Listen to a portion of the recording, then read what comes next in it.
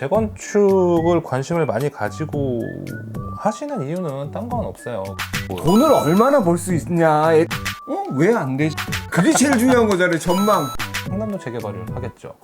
제가 정답은 아닙니다. 하나, 둘, 셋. 안녕하십니까, 박건일입니다. 네, 이주석입니다. 자, 오늘은 제가 정말로 궁금한 게 생겨가지고 이 더운 날씨에 땀 뻘뻘 흘리면서 이주석 실장님을 찾아왔습니다. 뭐가 궁금하십니까? 요즘에 뭐 뉴스에 진짜 많이 나는 것들이 재개발 재건축에 대해서 많이 나오더라고요. 근데 정확하게 재개발 재건축이 어떤 건지도 모르겠고, 그리고 재건축이라고 하는데 얘기는 막 10년, 20년 전에 나왔던 부분들이 있는데 아직도 진행이 안 되어 가고 있는 것들에 대해서 왜 안 되지라는 의문이 계속 생기더라고요. 그래서 그 부분에 대해서 한번 여쭤보러 왔습니다. 너무 광범위한가요? 되게 어려운 걸 갖고 있는데. 재건축, 재개발, 궁금하신 게 재개발, 재건축의 차이점, 과정 정도 이렇게 설명드리면은 그리고 전망. 전망? 그게 제일 중요한 거잖아요. 전망. 아니, 왜 많은 분들께서 재건축을 하면 관심들이 일단 많고 돈을 얼마나 벌 수 있냐에 따라 사람들이 그거에 관심이 많잖아요, 사실. 그거는 나중에 말씀을 하시는 걸로 하고, 재건축이 정확하게 어떤 건지에 대해서 한번 재건축은 간단하죠. 오래된 건물. 흔히들 생각하시는 게 맞아요. 되게 오래된 건물을 헐고 새로 짓는 그런 걸 일단 재건축이라고 할 수 있는데, 가장 쉽게 접근하실 수 있는 게 이제 아파트 재건축에 관심들이 많으시잖아요. 좀 더 많이 알고 있고 조금 더 큰 이득을 보고 싶다 하시면 이제 재개발을 보시는 거고, 재개발과 재건축의 차이는 제가 이해하고 있는 건 이래요. 제가 정답은 아닙니다. 정답은 아닌데 제가 이해하고 있는 거는, 재건축이라고 하면은 쉽게 설명해서 뭐 한 개의 단지, 한 개의 구역, 특히나 이제 강남을 예로 설명을 드리면, 강남은 원래 계획도시였잖아요. 인프라를 솔직히 손댈 게 없어요. 도로라든가 뭐 이런 것들을 손댈 게 없어요. 근데 구도심이라 할 수 있는 강북이라든가 네네. 뭐 이런 쪽이나 아니면 아예 강서권이라든가 이런 쪽은 도로가 이제 골목 차가 진입 못하는 도로들도 많고, 뭐 한남동도 그런 범주 안에 들어가겠죠. 그러니까 한남 몇 구역 몇 구역 이렇게 해서 재개발로 묶여 있는 거고, 그러니까 하나의 구역 자체, 크게 하면 동 이런 것 자체를 아예 다 도로부터 시작해서 모든 인프라를 다 바꾸는 거, 이렇게 되면 재개발이 되겠죠. 그러니까 가건물이라든가 아니면은 뭐 작은 건물 한 개짜리 뭐 1층짜리 집 이런 것들이 전부 다 이제 뭐 아파트로 바뀐다던가, 아니면은 뭐 이제 빌라 형태로 바뀐다던가, 그런 지역 전체를 바꾸는 걸 재개발이라고 할 수 있고, 재건축이라고 하면 이제 뭐 쉽게 말해서 그냥 한 개 아파트 단지 이런 거 정도. 만약에 강남도 뭐 도로나 이런 것들이 뭐 차가 진입이 안 된다던가 불편한 게 많다고 하면 강남도 재개발을 하겠죠. 그렇게 좀 작고 크고 이렇게 생각을 하시면 될 것 같아요. 재개발, 재건축의 차이는. 그러면 재건축을 하려고 그러면 왜 이렇게 오래 걸려요? 그 과정이 긴가요? 아니면 어떻게 되는 부분이길래 이렇게 오래 걸려요? 일단은 저희가 현재 출근하고 있는 아크로 여의도 같은 경우 시범 아파트가 가장 오래됐고, 그리고 지금 강남 쪽에서는 지금 재건축을 시행하고 있는 게, 지금 착공이 들어가서 공사를 하고 있는 게 삼익, 롯데, 르엘, 롯데 르엘이 있고, 르엘 같은 경우에는 그러니까 삼익 재건축 같은 경우에는 최초 얘기가 이제 나온 건 제가 알기로 2000년대 초반이에요. 그럼 지금 23년 지났죠. 예, 그럼 착공이 들어갔죠. 근데 실질적으로 재건축이 뭐 진행이 되고 뭐 이제 조합 설립이 되고 뭐 이제 시공사가 선정이 돼 하고 한 거는 한 10년, 근 10년. 얘기가 나온 거는 한 20년이 넘은 거고. 재건축 과정을 설명드리자면, 이것도 간단하게 한번 말씀을 드리면, 가장 중요한 일단 안전진단. 그 전에 일단 뭐 사업 계획이랑 뭐 다 준비를 하고, 안전진단. 안전진단이라는 건 두 번을 거쳐야 돼요. 기초지자체, 그다음에 광역지자체. 이 두 단계를 거쳐야 돼요. 그래서 이게 2등급이 나오면 재건축이 되고, D등급이 뭐 조건부 재건축이 되고, 이런 건데, 안전진단이라는 게 여기에 사람이 살 수가 없을 정도다, 너무 불편하다라는 게 나와야 돼요. 오래된 걸수록 통과 확률이 높죠. 그리고 이 재건축을 하게 된 뭐 기본 조건도 따로 있어요. 최소 이제 3,000평 이상, 만제곱미터니까 3,020평 좀 넘게, 3,025평 정도 되겠네요. 뭐 300세대 이상, 뭐 이런 것들이 다 있어요. 근데 이 조건에 무조건 부합해야 되는 건 아니고, 그런 건 아니고, 근데 이게 일단은 기본 조건이 되고, 그리고 이제 안전진단을 통과하면은 이제 조합이 설립이 되고, 그리고 이제 시공사를 선정하고, 그러면은 이제 사업계획 인가를 내야죠. 그 인허가를 받고, 그 다음 관리처분 계획되고, 그 다음에 착공, 그리고 완공이 되고, 기존의 원주민 분들은 뭐 분양을 받으실 분들은 받으시고, 현금 청산하실 분들 하고, 그럼 이제 사업 끝. 분양까지 완료되면. 그러면 그 말씀하셨던 과정 중에 뭐가 오래 걸려서 이렇게 오래 걸리는 거예요? 일단 조합 설립도 오래 걸리고 조합 설립이라는 부분이 왜냐하면 다수의 의견을 하나로 모아야 되잖아요. 물론 한 80% 넘어가면은 뭐 진행이 되긴 하지만 그 의견을 취합하고 그런 부분 되게 오래 걸리고 뭐 시공사 선정하는 것도 좀 시간이 걸릴 수 있고 당연히 또 인허가 과정도 오래 걸려요. 왜냐하면 정책에 따라서 왔다 갔다 할 수 있으니까. 그렇기 때문에 그런 거를 이제 좀 빨리 진행해보자 해서 이제 서울시에서 하고 있는 게 지금 신속통합기획이고, 이거는 기존의 계획을 가지고 오면 서울시에서 공공부문에 이런 걸 확대해서 이런 걸 받아들이면은 우리가 조금 더 혜택을 주겠다. 그리고 인허가 과정이나 이런 걸 좀 빨리 처리하겠다. 간단하게 말하면 이래요. 복잡하게 얘기하면은 뭐 이런 것도 있고 저런 것도 있고 뭐 되게 많이 들어가는데 어쨌든 간단하게 말씀드리면 신속통합기획이라는 거는 그런 거고, 그런 걸 이제 통과한 게 대표적으로 여의도가 있고, 여의도 시범 아파트나 이런 것도 공원을 좀 더 크게 조성하고 용적률을 조금 더 높여주고, 지금 빨리 진행되고 있는 거는 일단 저희가 지금 여의도에 출근하고 있으니까 여의도를 말씀드리면 시범 아파트, 그 다음에 한양 아파트, 그리고 3부 뭐 이런 쪽이 되게 빨리 진행이 되고 있죠. 시범 아파트 같은 경우는 지금 시공사 선정 단계로 알고 있거든요. 근데 여기가 신속통합기획 안에 포함이 돼 있으니 시공사 선정까지만 끝나면 각종 그런 인허가 과정을 좀 빨리 진행이 되겠죠. 그리고 이제 공사 기간이 문제인데, 공사 기간은 높게 짓잖아요. 높게 지으려고 하면 할수록 공사 기간은 오래 걸려요. 그럼 이 부분도 조금 시끌시끌할 거예요. 당연히 높게 지으면 좋긴 하죠. 근데 여기에 거주가 우선인 분들, 투자 수익이나 이런 거보다는 일단은 거주가 우선인 분들 입장에서는 공사 기간이 오래 걸리고 하면은 그만큼 밖에 나가 살아야 되거나 아니면은 이주해서 체류하는 그 거주 비용 자체가 높게 될 거 아니에요. 아, 근데 이주 지원금이 나오잖아요. 나오다고 하더라도. 그러면 이주 지원비는 어느 정도가 나오는 거예요? 이주지원금은 그건 다 달라요. 그건 제가 뭐 이거는 이렇게 영상에 설명드리기가 조금 애매해요. 보통 너무 전세값 정도는 나오나요? 과거 사례를 보면 그렇게 나오는 경우도 있고, 이거는 갖고 있는 대지지분 권리가에 따라서 달라요. 아, 대지 지분에 따라 다 달라요. 네, 그런 거에 또 따라 다르고, 그래서 이거는 뭐 하나 이게 뭐 예를 들어서 설명드리기가 되게 애매해요. 그 지역 아니면 현장마다 다르기 때문에 그렇게 또 다르고, 그리고 재건축을 관심을 많이 가지고 하시는 이유는 딴 건 없어요. 그런 것 같아요. 일단 재건축이 뭐 예를 들어서 아파트를 구매를 하려고 하면 일단 기존에 나와 있는 시세나 이런 건 비싸요. 그리고 신축 아파트는 당연히 비싸고, 청약을 노리기에도 경쟁률이 세요. 경매도 마찬가지고. 그렇죠. 어쨌든 간에 들어가는 현금이나 이런 것들이 다르기 때문에, 특히나 청약을 제외하고 경매나 아파트 매매 같은 경우에는 현금이 꽤 많이 필요하단 말이에요. 그리고 뭐 서울 안에서 특히 뭐 강남 같은 경우에 토지거래 허가 구역인 곳도 많고, 여러 가지 부분들이 경쟁이나 아니면 현금 보유료나 이런 게 있으니까 차이가 크니까, 재건축도 물론 이제 들어가게 되면 사게 되면 물론 현금이 필요하지만 재건축이 완공이 되고 나서 그 이익 부분이 크기 때문에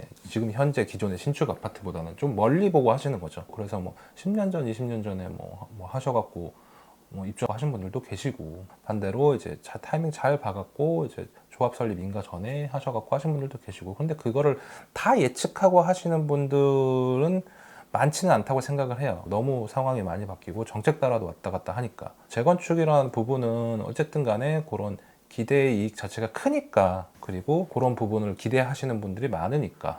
2011년도에 청담자리가 준공을 했어요. 그 이전에 이제 한양 아파트가 재건축이 된 거죠.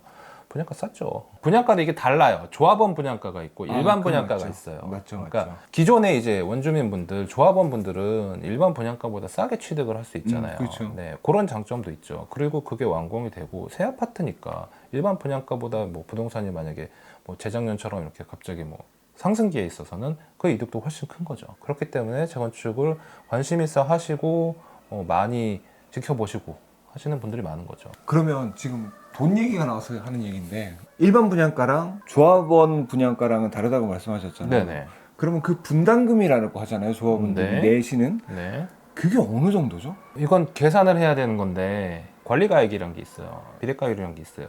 그러니까 이런 것들을 계산을 해서 책정을 해요. 그리고 권리가액이라는 건 내가 갖고 있는 대지지분에 대한 값어치예요. 그 값어치 대비해서 조합원 분양가가 책정이 될 거잖아요. 이 부분의 차익만큼이 일단 분담금이 되는 거예요. 네. 이 금액은 어떠냐에 따라 다르죠. 둔천중공 같은 경우도 그렇고 원밸리도 그렇고 이 분담금 때문에 좀 말이 많았잖아요. 그 분담금이 높아진 이유는 조합원 분양가를 갑자기 이제 뭐 시공비나 뭐 인건비나 자재비 이런 게 너무 높아지니까 이걸 높일 수밖에 없었던 거예요. 그럼 분담금이 높아지겠죠. 그러면 이제 조합원 분들 입장에서 얘기할 수 있는 그거는 원래 갖고 있는 내 원래 집이 있던 뭐 반포 주공이 됐든 뭐 둔촌 주공이 됐든 이걸 감정 평가를 너무 낮게 잡아서 그런 거 아니냐 이런 식으로 말씀들을 하실 수 있어요. 근데 요거는 이제 뭐 입장 차가 좀 있겠지만은 감정 평가 자체가 높으면 조합원 분양가는 다른 거 자체가 높아져요. 그렇죠. 그건 예, 당연한 이 차익이란 거니까. 게 이걸 높게 잡았다고 해서 이 차익이 줄어드는 건 아니에요. 왜냐하면 이 사업상을 평가할 때 어느 정도 분양가를 책정을 하잖아요. 여기엔 당연히 시공사 이득도 들어가 있단 말이에요. 이걸 줄이진 않는단 말이에요. 그렇죠. 예, 감정평가가 높아지면 당연히 분양가도 높아져요. 이 차익이 줄어들진 않아요. 그러니까 이런 부분들은 이제 조합 설립이 되면은 그 조합장분이 됐든 아니면 이사진이 됐든 임원진이 됐든 해서 이런 거는 잘 설명을 해야겠죠. 그런 차이가 좀 있어요. 그래서 이런 공사비 자체가 워낙에 높아지니까 분담금도 높아지는 거죠. 근데 진짜 감정평가액이라고 하는 거에 대해서 진짜 궁금해하시는 분들이 많아요. 누가 나와서 호가가 있을 거고 그리고 실거래가가 있을 거고 네. 감정평가액이라는 게 있을 거잖아요. 감정평가액이라는 건 뭐 솔직히 뭐 대출을 부동산 대출 담보대출을 받을 때도 은행에서 하고 감정평가사분들이 따로 있잖아요. 어떤 재건축 단지에 감정평가를 할 때는 한 단체나 그런 데서 하지 않아요. 최소 둘 이런 데서 해서 여기가 이 정도 감정평가액이 나오고 주변 시세는 이런데 이렇게 이런 사업상이나 따져봤을 때 이 정도 값어치는 있다. 근데 그 평가 기준은 이제 갖고 있는 대지 지분에 따라 달라지는 거죠. 그래서 이 대지 지분이 되게 중요하고 이게 권리가액이 되기 때문에 아파트 재건축을 할 때도 높은 것보다는 옛날 그 개포주공이나 이런 낮은 것들 이런 것들이 컸던 거죠. 왜냐하면은 갖고 있는 건 3,000평이라고 쳐요. 그럼 거기에 1,000세대밖에 없어요. 예를 들어 1,000세대만 있어요. 그러면은 단순 계산으로 1,000세대만 있으면 30평씩 갖고 있는 거죠. 대지 지분이. 그렇죠. 그죠? 그럼 만약에 근데 이게 15층짜리라서 2,000세대가 있다고 쳐요. 그럼 15평 갖고 있는 거잖아요. 네. 그러면 이 평대에 따라서 내 권리가액이 달라지잖아요. 감정 평가액도 달라지는 거고. 그러니까 낮으면 낮을수록 좋은 거고. 그래서 이제 용적률이라는 게 중요해지는 거고. 이거를 몇 층까지 올릴 수 있느냐. 용적률은 결과적으로 연면적이긴 하지만 똑같이 올라간다고 했을 때 시범 아파트 경우 15층짜리가 60층이 된다고 하잖아요. 이런 게 이제 용적률이 되는 거. 얼마나 더 많은 세대가 들어갈 수 있느냐. 높이 지으면 높이 지을수록 기존의 1,500세대가 2,500세대가 될 수도 있고 1,500세대가 2,000세대가 될 수도 있고. 근데 1,500세대가 2,500세대, 1,000세대 더 많이 늘어나야 분양 수익이 더 높아질 거고 그래야 분담금이 줄어드는 거죠. 그래요? 그럼 분담금을 아예 안 낸 사례도 안 있나요? 낸 과거에는 있죠. 진짜요? 그런 경우도 있죠. 그 사례까지 제가 찾아보진 않았는데 그런 사례도 있어요? 어디라고 정확히 딱딱딱딱 할 수는 없는데 그런 사례도 있었죠. 오히려 돌려받는 경우도 있죠. 그래요? 그건 옛날 얘기고 지금은 아니야. 아니 근데 만약에 요즘에 용적률을 많이 높여줬잖아요. 아니 그런다고 해도 높이 올리면 공사비는 더 높아져요. 공사비가 더 많이 들어가잖아요. 시간도 더 오래 걸리고. 근데 재건축에서 무조건 좋은 건 아니에요. 재건축이 빨리 돼야 좋은 거예요. 그러니까 공사 기간이 너무 늘어지거나 길어지면 예를 들어서 재건축에 대해서 내가 얻을 이득이 한 10억이라고 쳐요. 그런데 공사 기간이 20년이 걸렸어요. 20년에 10억을 버는 거네요? 근데 만약에 10년이에요. 와 10년에 10억이 낫죠. 단순하게 그냥 이렇게 생각하시면 돼요. 그러니까 공사 기간 짧아야 돼요. 근데 뭐 짧다고 해서 2, 3년에 끝날 수는 없는 거고. 그건 그렇죠. 당연히 그럴 수는 없는 거고. 그럼요. 어쨌든 최소한 뭐 착공은 빨리 들어가고 공사 기간이 어쨌든 사업 기간이 짧은 게 좋아요. 근데 그렇죠. 보통 안전진단 통과하고 했을 때 뭐 10년에서 15년 잡고 이렇게 하니까 와 근데 진짜 너무 오래 걸리는 것 같긴 해요. 빨리 될 수도 있어요. 빨리 될 수도 있어요라고 말씀하셨잖아요. 네. 그럼 빨리 되는 경우는 뭐고? 일단은 조합원들 의견이 일치가 빨리 돼야겠죠. 그리고 나서 인허가 과정도 좀 빨라야겠죠. 그리고 공사 기간도 빠르면 좋은데 높게 올리려고 하면 할수록 오래 걸리기 때문에 그건 그렇죠. 그러니까 과거 사례는 빨리 된 경우들도 있죠. 지금처럼 초고층으로 짓는다고 하면 공사 기간이 일단 최소 5년 이상이에요. 그 전에 준비 과정에 있어서는 아무래도 이제 인허가 과정과 그거보다 더 중요한 건 조합원 재건축에 대한 동의가 빨리 돼야겠죠. 근데 굳이 나는 괜찮아, 난 그냥 이렇게 살아도 돼라고 하시는 분들이 있어요. 근데 맞아요. 그런 비율이 높아지면은 사업 진행이 좀 힘든 거죠. 그리고 이제 뭐 의견이 뭐 재건축으로 뭐 결론이 났어요. 결론이 났는데 이제 알아보니까 이게 뭐 재건축이 안 되고 리모델링밖에 안 된다. 그러면은 이제 또 흐지부지 되는 거고. 리모델링보다는 재건축을 선호하죠, 많이. 그렇죠. 예, 아무래도. 예. 그러다 보니 분당 같은 경우는 재건축이 안 되고 다 리모델링을 해야 된다. 근데 뭐 수직 증축으로 한 2, 3층 올린다던가 뭐 이런 정도밖에 안 된다. 그럼 사업성이 좀 떨어지는 거죠. 그럼 시공사 입장에서도 딱 뭐 이런 거 없고. 그 다음에 살고 계신 뭐 원주민분들, 조합원분들 입장에서도 그런 사업성이 그렇게 나만 저기 나가서 딴 데 살아야 되고 집 놔두고 이러니까 좀 그러면 말아라고 해서 흐지부지 되는 경우도 있죠. 다양한 사례들이 있습니다, 정말. 근데 저는 진짜 궁금한 게 시범 아파트가 진짜 오래된 아파트잖아요. 근데 그 아파트가 있는데 그거보다 더 뭐 오래되지 않은 아파트들이 먼저 막 재건축이 됐고. 그러니까 안전진단을 통과하고 그 다음에 와, 그럼 시범 아파트가 그러면 더 오래됐는데도 안전진단을. 안전진단이 문제가 아니라 그건 아마 조합분에 대한 의견 취합이나 와. 아니면 이제 사업 계획을 봤는데 별로 마음에 안 든다던가. 와, 그게 진짜 오래 걸린 거네요. 그 예. 부분이. 그러니까 이런 거죠. 뭐 예를 들어서 뭐 사업 계획이 나왔는데 한 30층에서 멈췄다든가 아니면은 뭐 일단 뭐 계획 자체가 뭐 그렇게 이득이 크지 않다거나 이런 것들을 되면 이제 진행이 안 되는 거죠. 아파트는 왜 안 돼요? 나 진짜 그게 제일 궁금해. 음마 아파트는 나도 몰라 그거. 아, 진짜 아파트는 진짜. 음마 아파트는 저 친구들 살던 데인데 이제는 저는 이제 언젠간 되겠지 하고서 그냥 자, 그러면 서울에서 지금 재건축으로 제일 핫한 곳이 어디예요? 일단 지금 여의도가 가장 가시권이니까. 하지만 관심이 가장 많이 가는 곳은 압구정일 거고.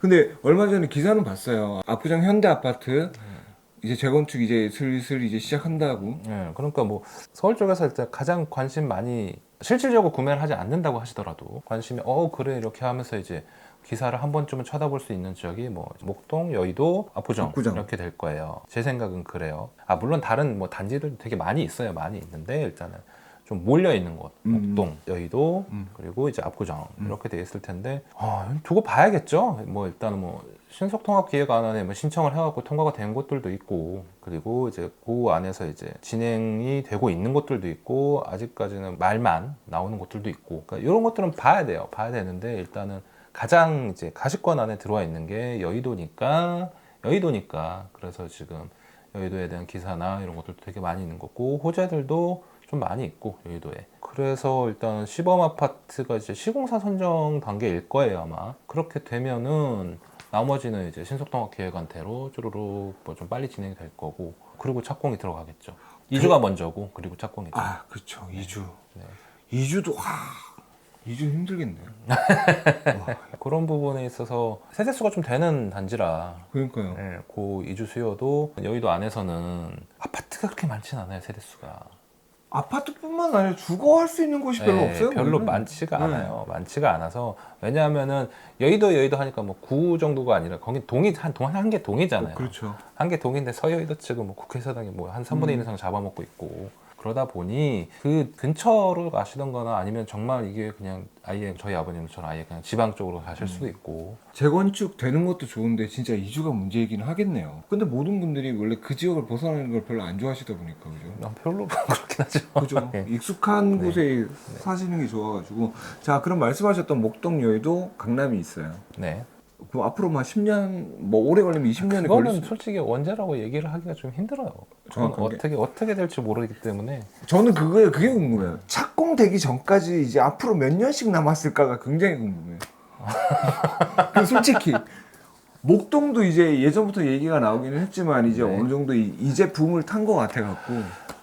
둔천주공이 얼마 만에 한 거예요? 그것도 한 10년, 20년 걸렸죠. 거의 20년? 맞죠? 네. 이제 분양을 했으니까. 공사 기간이 좀 남았죠 이제. 삼익 아파트 네. 얼마예요? 지금 얘기 나오는 거는 일반 이것도 예상이에요. 이것도 정확한 거 아니고요. 아직까지 안 나왔죠, 정확하게. 네, 왜냐면 일반 분양 아직 안 하고 있으니까. 저번 달, 이번 달 중에 조합원 분양을 할 것 같다고 했으니까 그걸 확인해 봐야 되는데, 일단 일반 분양가는 뭐 평당 한 7, 8천 정도 예상을 해요. 아파트는 공급 면적이고, 그러면은 더 높아지겠죠. 한 30% 이상은 높아지겠죠. 아니 근데 그건 맞죠. 전용 면적으로 하면 강남은 아파트는 대부분 다 1억 넘어요. 그렇죠. 대부분 다 1억 넘어요. 사실은 제가 그 청약 한번 넣어볼까 했는데 포기입니다. 계약 끝나실 돈이 있어. 힘들어요. 아니 되기만 해도 좋겠어요. 청약을 넣었는데 당첨이라도 했으면 좋겠네. 그게 궁금하긴 하다. 분담금을 얼마나 정도 내야 되는지를. 예를 들어서 감정평가율 내가 갖고 있는 대지집은 한 20억을 받았어. 근데 조합원 분양가가 한 28억 나왔어.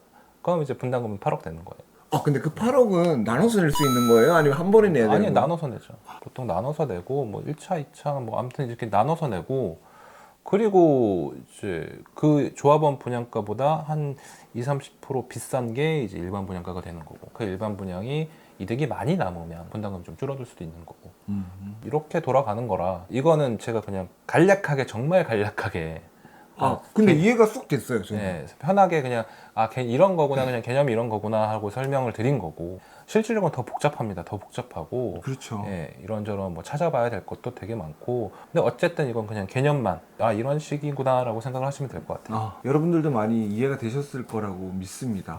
이해가 정말로 안 되시고 하시는 분들은 아래에 있는 오픈 채팅방으로 문의 주시면 돼요. 24시간이니까 네, 언제든지. 잠깐 제가 다 알지 못합니다. 제가 다 하는 거 아닙니다. 몰라도 찾아보고 말씀을 드릴 겁니다. 그러니까 24시간 항상 열려있는 아래에 있는 오픈 채팅방 이용해 주시길 바라겠습니다. 그리고 뭐 아무튼 이런 재개발은 솔직히 저도 더 많이 찾아봐야 되는 거고 근데 범위가 크잖아요, 재개발 네, 자체가. 그게 뭐 입주권을 받느냐 맞느냐 이런 것도 주택은 받을 수 있는데 뭐 비주택 같은 경우에는 안 되거든요. 근데 그것도 또 되게 많이 달라요. 그러니까 이런 거는 전문가분들도 되게 많으세요. 이런 거 아예 이런 것만 전문적으로 투자하시는 분들도 계시고 아예 이런 것만 일을 하시는 분들도 계시고. 근데 이게 재개발 재건축이나 뭐 모든 부동산법 자체가 언제 바뀔지를 모르잖아요. 맞죠? 매번 바뀌어 버리니까 어느 분이 이렇게 말씀하시더라고요. 이분한테 물었더니 이분하고 이렇게 물어봤는데 이분들이 말씀하시는 게 다 다르대요. 그러니까 부동산 특히 뭐 예를 들어 중개사 분들도 마찬가지고 저도 이제 뭐 분양 쪽을 하고 있다 보면 어쩔 수 없어요. 계속 쳐다보고 계속 공부하고 하는 수밖에 없어요. 그러니까 매번 바뀌다 보니까 매번 체크를 하셔야 되는 게 맞는 거고. 네.